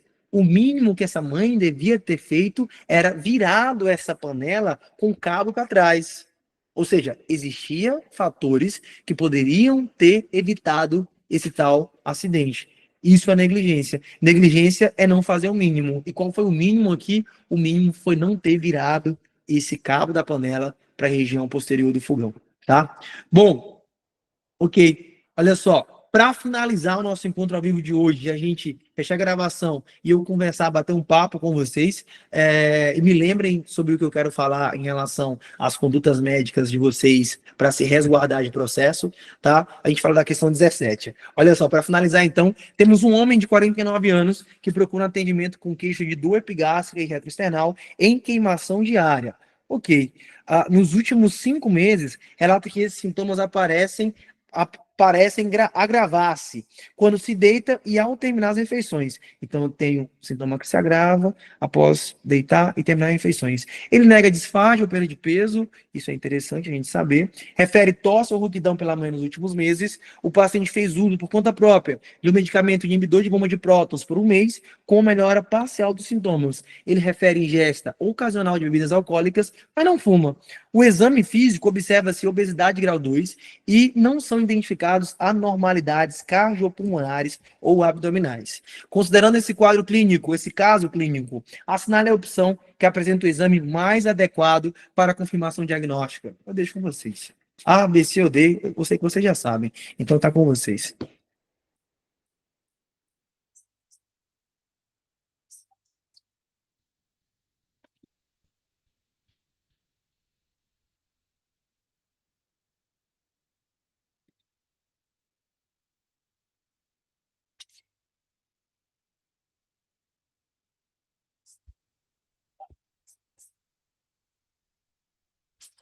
Ok, é uma questão clássica, né? Mas eu quero entrar nessa questão e a resposta tá correta. João, todas com o mesmo padrão. Não, mas eu sou chato quando eu digo que vocês têm que saber a banca do INEP. Sempre acontece a mesma pergunta. Cara, são perguntas de edições anteriores. Tudo a mesma coisa. Mas olha só, quero só que vocês peguem essa questão dos exames que a gente tem aí para a síndrome de refluxo esofágico. Ok. Quando você vai pedir manometria? Você vai pedir quando a questão falar que o paciente irá fazer uma cirurgia para a correção desse refluxo gastroesofágico ou uma cirurgia para o esfíncter esofágico inferior, para o tônus do esfíncter esofágico inferior. Aí sim, a manometria é indicada, ok? Bom, você vai fazer uma pH-metria para quando você tem um quadro clínico de um paciente com clássicos sintomas de refluxo, tá?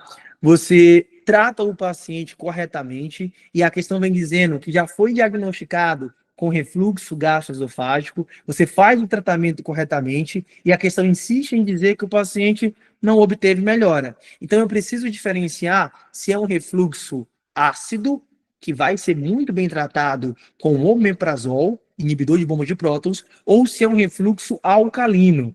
E por isso o omeprazol não resolve. Quando eu faço isso, ou melhor, qual exame que eu vou pedir para diferenciar alcalino de ácido? pH-metria, tá?